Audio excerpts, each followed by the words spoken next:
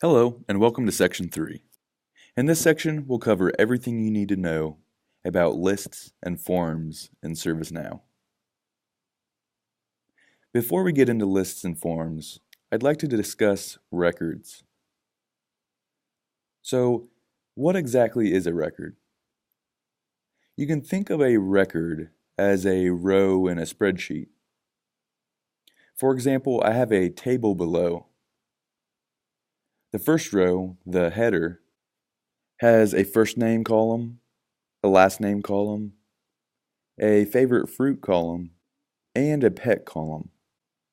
In the database world, these would be called fields. The following fields correlate to records. Each row represents a person with their names, favorite fruits, and pets.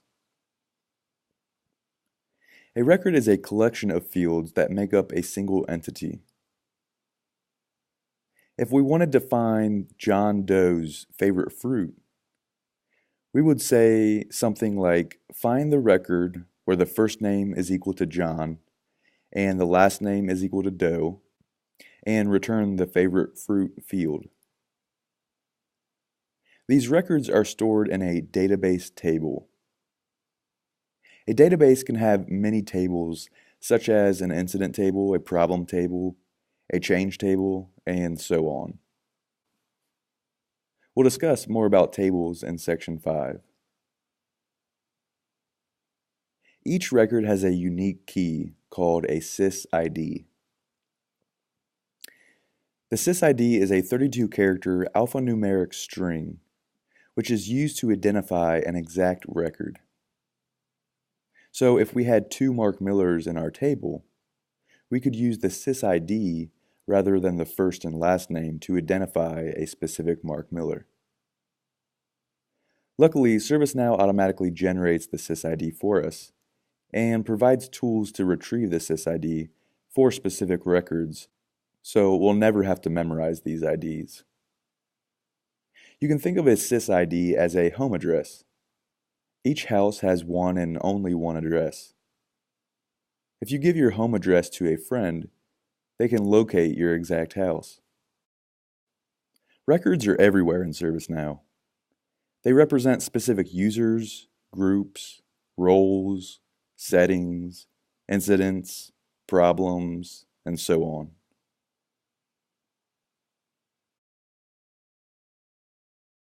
Now that we have an understanding of records, let's take a look at lists and forms.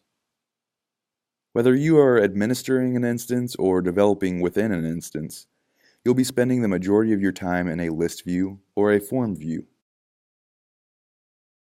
On the left, we have a screenshot of a list view in ServiceNow. Each row is a problem record along with its short description. Lists and forms are two different ways to view one or more records.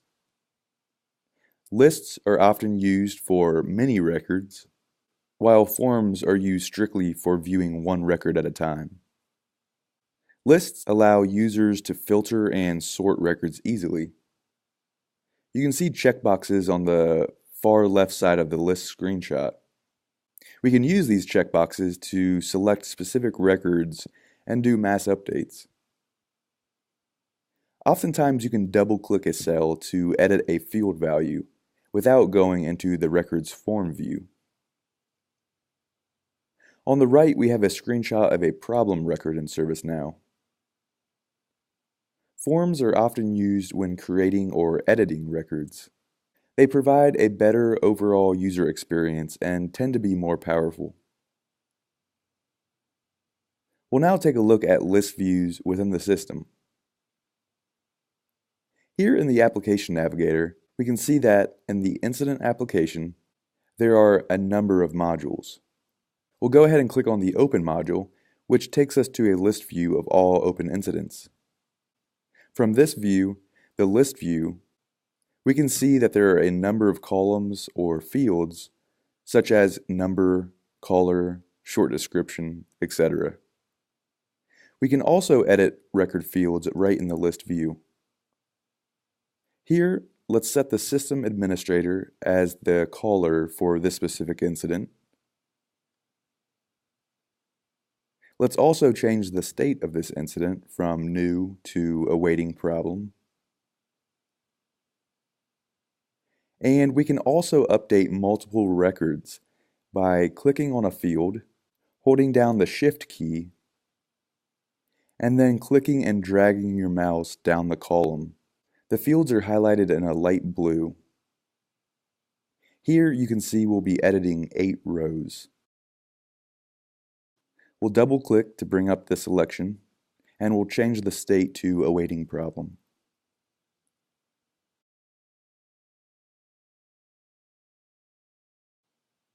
Now let's take a look at forms.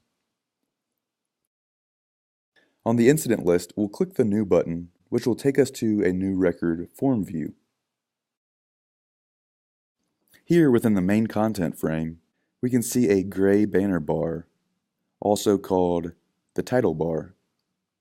This bar has the table name, a menu icon, and a back button. On the right-hand side, there's a paperclip icon where we can add attachments to this record, a question mark icon that can toggle annotations on the form, a gear icon which can add or remove different fields on this form, and then finally we have a Submit and Resolve Incident button. Here you can see there are a number of fields on the incident form. There is a number field, a caller and location field, a category field, and so on. There are free-form text fields, choice fields, and these search fields called reference fields.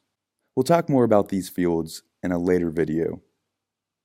We'll go ahead and fill out this incident form. We'll type in System Administrator for the caller, and we can see that the location field automatically populates.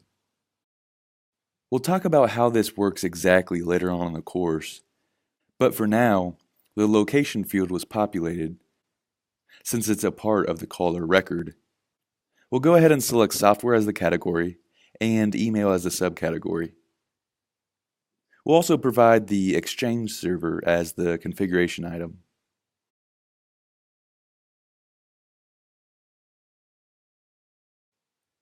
We'll put an impact of high and an urgency of medium, which will automatically calculate a priority.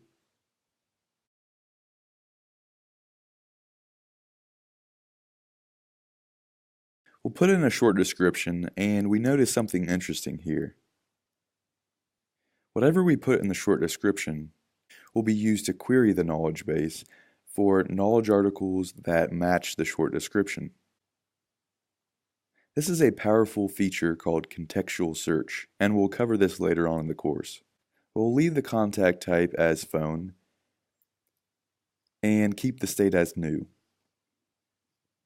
We'll click the magnifying glass next to assignment group, and we can see a pop-up box brings up a list of all assignment groups within the system. We'll select network and now submit the incident. As you can see, we're redirected to the list view.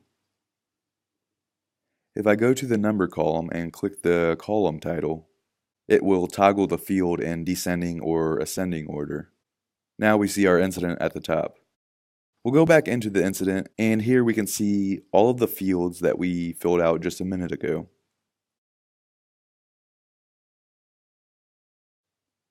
If we scroll to the bottom of the form, we can see additional fields and what is called form sections. These help to organize the form and provide a better user experience. There are also related lists down at the bottom. Each tab here correlates to another table, and each row correlates to a record in that table. If a record in another table is somehow related to this incident, it would be shown here in one of the related lists. We'll also discuss these more in depth in a later video.